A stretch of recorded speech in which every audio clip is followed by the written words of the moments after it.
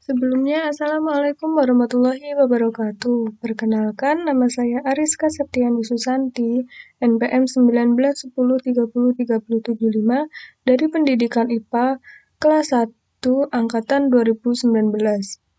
Pada video kali ini, saya akan menjelaskan mengenai rancangan lembar kegiatan pembelajaran siswa berbasis guided inquiry. Sebelumnya, saya akan menjelaskan terlebih dahulu mengenai pembelajaran inquiry.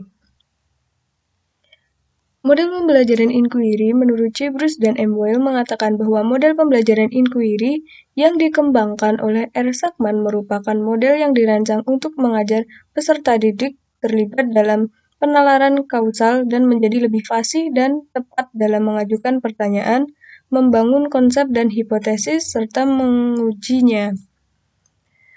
Untuk kelebihannya sendiri, model pembelajaran inquiry yaitu model inquiry merupakan model pembelajaran yang dikenakan kepada pengembangan aspek kognitif, afektif, dan psikomotorik secara seimbang sehingga pembelajaran akan lebih bermakna. Yang kedua, model inquiry memberikan ruang kepada siswa untuk belajar sesuai dengan gaya belajar mereka sendiri. Yang ketiga, model inquiry merupakan model yang dianggap sesuai dengan perkembangan psikologi belajar modern yang menganggap bahwa belajar adalah proses perubahan tingkah laku. Yang keempat, keuntungan lain adalah model pembelajaran ini dapat melayani kebutuhan siswa yang memiliki kemampuan di atas rata-rata, yang artinya siswa yang memiliki kemampuan belajar yang bagus tidak akan terlambat oleh siswa yang lemah dalam belajar. Dalam LKPD ini menggunakan model inquiry, guided inquiry. Guided inquiry yaitu permasalahannya disajikan oleh guru. Selanjutnya, peserta didik merancang prosedur penyelidikan untuk menjawab permasalahan yang disajikan oleh guru, menentukan data apa yang harus ditemukan, dan menginterpretasikan data yang diperoleh untuk menjawab permasalahan yang diberikan oleh pendidik. Pada level ini, peserta didik memiliki peran yang lebih besar dalam penyelidikan yang dilakukan karena memiliki kebebasan untuk merancang kegiatan penyelidikan dan cara memperoleh data sehingga keterampilan berpikir tingkat tinggi mulai dibutuhkan. Berikut adalah contoh LKPD yang berbasis pada guided inquiry.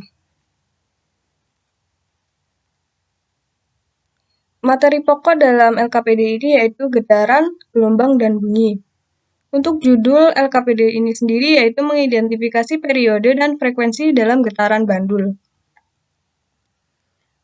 Struktur yang kedua dalam LKPD ini yaitu ada KI, KD, dan indikator. Berikut adalah kompetensi inti yang menjadi patokan dalam melaksanakan pembelajaran ini. Ada 4 KI yang disajikan. Berikutnya yaitu kompetensi dasar dan indikator. Bisa dilihat kompetensi dasar yang pertama yaitu menganalisis konsep getaran, gelombang, dan bunyi dalam kehidupan sehari-hari termasuk sistem pendengaran manusia dan sistem sonar pada hewan. Untuk KD 4.11 menyajikan hasil percobaan tentang getaran, gelombang, dan bunyi. Dalam LKPD ini saya mengambil KD 4.11. Yang selanjutnya adalah petunjuk pembelajaran. Petunjuk pembelajaran ini digunakan untuk sebagai petunjuk pembelajaran yang akan dilakukan dalam kelas tersebut. Petunjuknya yaitu peserta didik akan dibagi dalam kelompok kecil dalam satu kelompok berisikan 3-4 orang. Kelompok dibagi secara heterogen, baik dalam prestasi maupun gender, perempuan dan laki-laki. Jadi dalam satu kelompok nantinya ada siswa yang berprestasi dan berisikan perempuan dan laki-laki. Kegiatan pembelajaran dapat dilakukan di laboratorium ataupun di dalam kelas. Setiap kelompok kecil, peserta didik akan melakukan percobaan dengan bandul untuk mengidentifikasi periode dan frekuensi pada bandul tersebut. Selain itu juga ada tujuan pembelajaran. Dalam Kegiatan pembelajaran yang akan dilakukan ini diharapkan peserta didik itu mampu memahami konsep getaran pada bandul. Yang kedua, memahami mengenai periode dan frekuensi, serta mampu menghitung besarnya periode dan frekuensi pada bandul tersebut. Nah, ini adalah permasalahan yang disajikan, yang nantinya akan dibahas secara mandiri oleh peserta didik dalam kelompok yang telah dibagi sebelumnya. Nah, permasalahan ini sendiri yaitu dalam kehidupan sehari-hari kita sering menemui penerapan getaran.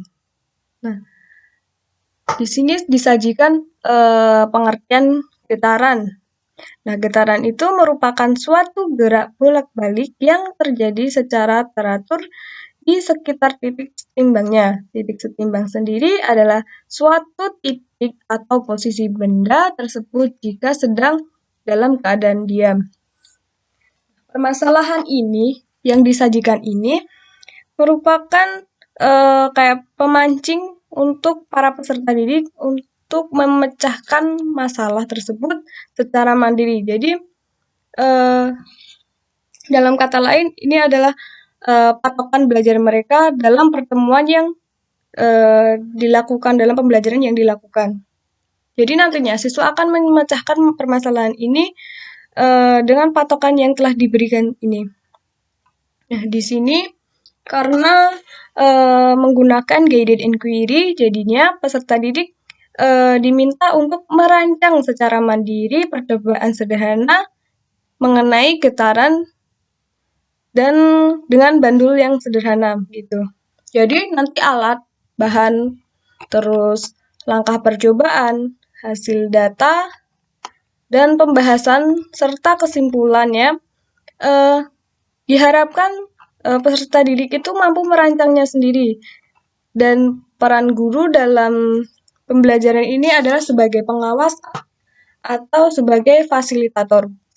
Jadi nanti peserta didik akan menemukan cara atau cara pemecahan solusi dari percobaan yang dilakukan ini secara mandiri di dalam kelompok yang telah dibentuk sebelumnya.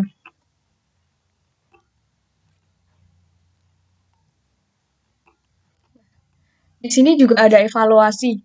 Evaluasi di sini bertujuan untuk menguatkan materi yang telah diberikan oleh guru dan ini disesuaikan dengan percobaan yang telah dilakukan oleh masing-masing peserta didik dalam kelompok.